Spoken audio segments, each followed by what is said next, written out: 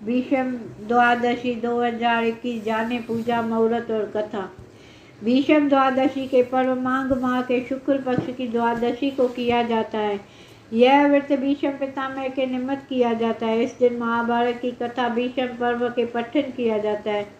साथ ही भगवान श्री कृष्ण का भी पूजन होता है। पौराणिक मान्यता के अनुसार भीष्म अष्टमी के दिन भीष्म पिता ने अपने शरीर का त्याग किया था। अष्टमी तिथि को किया था, लेकिन उसके निमित्त जो धार्मिक कर्म कांड किए गए थे उसके लिए द्वादशी तिथि का चयन किया गया था। अतः उनके निर्वाण दिवस के पूजन को इस दिन मनाया जाता है। भीष्म द्वादशी कथा। महाभारत में युद्ध में भीष्म पितामह कौरवों की तरफ से युद्ध लड़ रहे थे। पांडवों के लिए भीष्म को हार पाना असंभव था। इसका मुख्य कारण था कि उन्हें पूषा मृत्यु का वरदान प्राप्त था। वह केवल अपनी इच्छा से ही प्राण त्याग सकते थे। युद्ध में भीष्म पितामह के कौशल का कौरव हार ही नहीं सकते थे। उस युद्ध में पितामह को पराजित करने के लिए एक योजना बनाई गई। इस योजना का मुख्य केंद्र शिरकंडी था। पितामह ने प्राण लिया था तो वह कभी भी किसी स्त्री के समक्ष शस्त्र नहीं उठाएंगे। इसलिए उनकी इस प्रतिज्ञा के वेद को जब पांडवों को पता चला तब एक चाल चली जाती है। युद्ध समय पर शिरकंडी के युद्ध में उनके समक्ष खड़ा कर दिया जाता है। अपनी प्रतिज्ञा के अनुसार पितामह शिरकंड के वस्त्र शस्त्र नहीं उठाते हैं। शस्त्र न उठाने के कारण पितामह युद्ध क्षेत्र में अपने शस्त्र नहीं उठाते। इस अवसर का लाभ उठाकर अर्जुन उनके तीरों का बौछार शुरू कर देते हैं। पितामह बाणों के शैया पर लेट जाते हैं, परंतु उस समय भीष्म पितामह अपने प्राणों का त्याग नहीं करते। सूर्य दक्षिण होने के कारण भीष्म पिता ने अपने प्राण रोक त्याग। सूर्य के उत्तरायण होने पर वे अपने शरीर को त्याग करते हैं। भीष्म पितामह ने अष्टमी के अपने प्राण त्याग दिए थे, पर उनके पूजन के लिए माघ मास की द्वादशी तिथि निश्चित की गई। इस कारण से माघ मास की शुक्ल पक्ष की द्वादशी तिथि को भीष्म द्वादशी कहा जाता है। भीष्म द्वादशी पर पूजा विधि।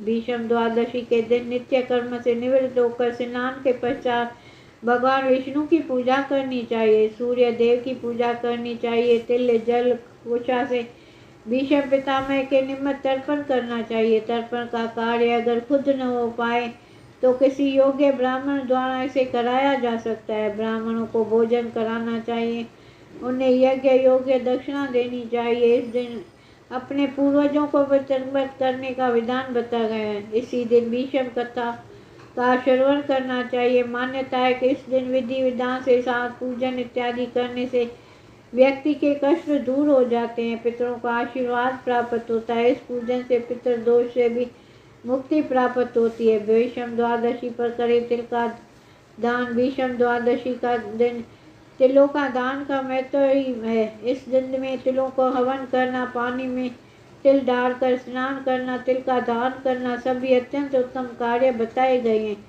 तिल दान करने से अपने जीवन में खुशियों का आगमन होता है, सफलता के दरवाजे खुलते हैं। हिंदू धर्म में इस दिन को लेकर अलग अलग तरह की मान्यता है, लेकिन इस पर्व को तिलों को बेहद ही महत्वपूर्ण माना जाता है। भीष्म द्वादशी के दिन तिलों का दान से लेकर तिल खाने का भी शुभ बताया गया है।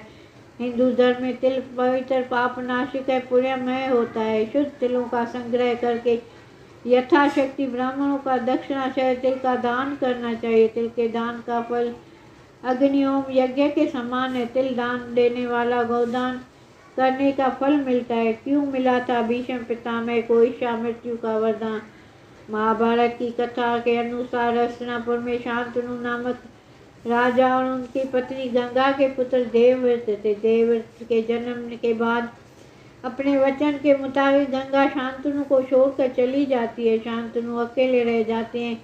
एक बार राजा शांतनु जब सरस्वती नाम की कन्या का भेंट होती है, सत्यवती के रूप पर मोहित हो जाते हैं, उनसे विवाह के लिए आग्रह करते हैं। या राजा शांतनु सत्यवती के पिता के सामने विवाह का प्रस्ताव रखा। उसके पश्चात शर्त के रूप में उनके सामने सत्यवती की संतान ही राज्य का उत्तराधिकारी बनेगी शर्त रखी।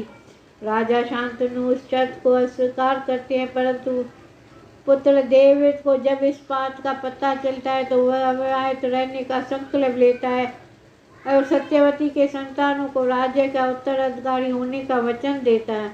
इसके बाद सत्यवती का विवाह शांतनु से होता है। पुत्र को कठोर प्रतिज्ञा सुनकर राजा शांतनु देवव्रत की इच्छा मृत्यु का वरदान देते हैं। इस प्रतिज्ञा के कारण देवव्रत को भीष्म नाम प्राप्त हुआ। अष्टमी के दिन भीष्म ने प्राण त्यागे। द्वादशी को होती है पूजा। माघ मास में शुक्ल पक्ष की द्वादशी तिथि को भीष्म द्वादशी का समय तर्पण पूजा पाठ के लिए बहुत महत्वपूर्ण है।